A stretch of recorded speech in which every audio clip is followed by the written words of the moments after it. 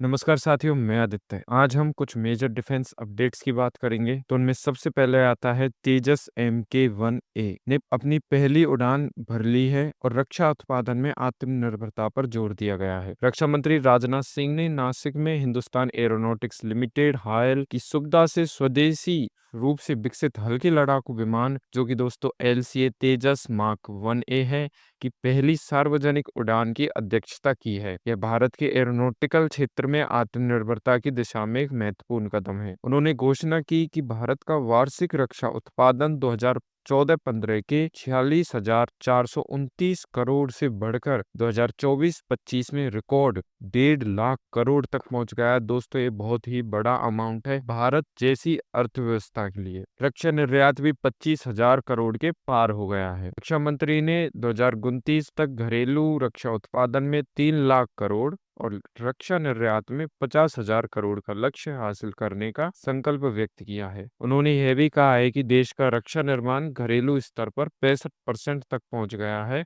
और इसे जल्द ही 100% तक ले जाने का लक्ष्य है। दोस्तों भारत जैसे देश के लिए रक्षा उत्पादन में 65% विदेशी हिस्सेदारी होना भी एक बहुत बड़ी बात है, क्योंकि भारत की जो मिलिट्री है वो टॉप 5 मिलिट्रियों में आती है। तो उसके लिए जितने भी रिसोर्सेज लगते हैं, यदि वो 65% भी भारत में ही जनरेट हो रहे हैं तो भारत में बहुत सारी नौकरियां जनरेट होंगी, जिससे अर्थव्यवस्था भारत की और आगे बढ़ेगी। साथ ही साथ भारत ने ब्राजील को आकाश मिसाइल प्रणाली की आपूर्ति का प्रस्ताव भी दिया है। भारत रक्षा सहयोग आगे बढ़ाते हुए ब्राजील को स्वदेशी आकाश मिसाइल प्रणाली की आपूर्ति का प्रस्ताव दे रहा है।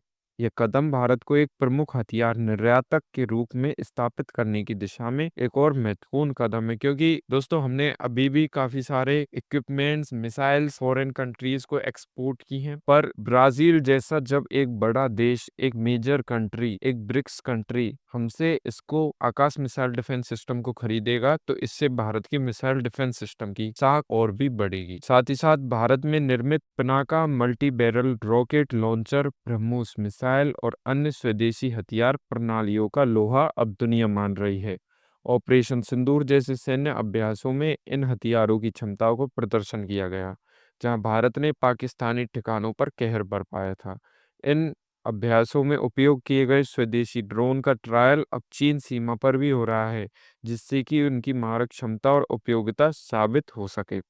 तो दोस्तों जिन ड्रोन्स को हमने पाकिस्तान के खिलाफ यूज किया था या जिन UAVs को हमने यूज किया था, उनको अब हम LAC पर टेस्ट कर रहे हैं कि उनकी वहां पर परफॉर्मेंस कैसी रहती है, क्योंकि एक्चुअली में एल्टीट्यूड भी वेरी हाई है। अब आते हैं टैंक और युद्धपोत पर। भारतीय सेना के T-90S मुख्य युद्धक टैंकों anti-US anti unmanned aerial system top attack रक्षा प्रणाली से लैस किया गया है। साथ ही साथ नौसेना के स्वदेशीकरण की दिशा में एक मील का पत्थर साबित करते हुए लार्सन एंड टुब्रो, जिसको अपन LNT भी कहते हैं, कि तीव्र 40 नेवल बुर्ज सिस्टम को पहली बार एक भारतीय युद्धपोत पर देखा गया। और इसके साथ दोस्तों अगर अपन फॉरेन अपडेट्स की बात करें तो रूस यूक्रेन जैसे युद्ध अभी भी चल रहे हैं।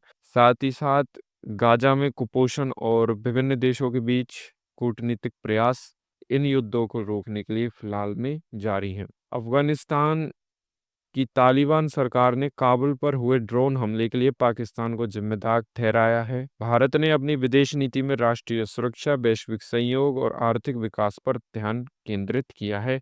अमेरिका, रूस, यूरोपीय संघ, जापान और ऑस्ट्रेलिया सहित देशों के साथ रणनीतिक साझेदारी मजबूत की जा रही है। साथ ही साथ भारत और चीन के बीच सीमा विवाद अभी भी कायम है, जिससे दोनों देशों के संबंध चुनौतीपूर्ण बने हुए हैं। हालांकि सीमित तरीके से आर्थिक सहयोग